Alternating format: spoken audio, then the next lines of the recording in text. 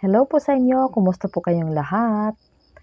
Ang topic natin sa araw na ito ay patungkol sa ang pag-asa sa gitna ng kahirapan. Sa bawat sulok ng ating bansa, hindi maikakailang marami ang nakakaranas ng kahirapan. Ang kawalan ng sapat na kita, kakulangan sa edukasyon, at kakapusan sa mga pangunahing pangangailangan ay ilan sa mga hamong kinakaharap ng maraming Pilipino. Ngunit sa kabila ng mga ito, ang pag-asa ay nananatiling buhay at matatag sa puso ng bawat isa. Ang kahirapan ay isang pagsubok na kayang lampasan sa tulong ng pagkakaisa at pagtutulungan. Maraming komunidad ang pinipiling magtulungan upang makahanap ng solusyon sa kanilang mga problema. Halimbawa, may mga bayan na nagtutulungan sa pamamagitan ng community gardens o urban farming upang matugunan ang kakulangan sa pagkain. Ang simpleng pagtatanim ng gulay at prutas sa mga bakuran ay nagiging malaking tulong upang magkaroon ng masustansyang pagkain sa hapag. Hindi rin natin maitatanggi na ang kahalagahan ng edukasyon bilang susi sa pag-unlad. Sa kabila ng kakulangan sa mga paaralan at kagamitan, marami pa rin ang nagsusumikap na makapag-aral. Nakaka-inspire ang kwento ng mga kabataang naglalakad ng ilang kilometro araw-araw makapasok lang sa eskwela. Ang kanilang determinasyon ay isang patunay na may pag-asa sa kabila ng kahirapan. Ang teknolohiya ay isa pang instrumento ng pag-asa.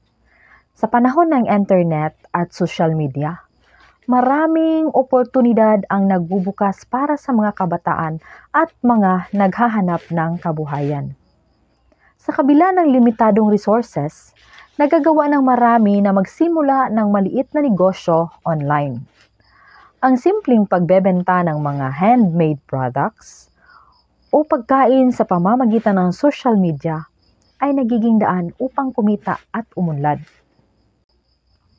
Ang kanilang mga programa ay nagiging tulay para sa mga individual na gustong umahon mula sa kahirapan. Ang pagtulong ng kapwa ay nagbibigay ng inspirasyon at lakas upang magpatuloy sa kabila ng mga pagsubok. Sa huli, ang pag-asa ay hindi lamang nakasalalay sa mga material na bagay, kundi sa pananampalataya at pagmamahal sa kapwa. Ang mga komunidad na nananatiling positibo, nagdarasal at nagtutulungan ay mas malakas ang loob na harapin ang anumang hamon. Ang simpleng pagngiti, pagdamay at pagbibigay ng oras sa isa't isa ay malaking tulong at malaking bagay upang mapanatiling buhay ang pag-asa.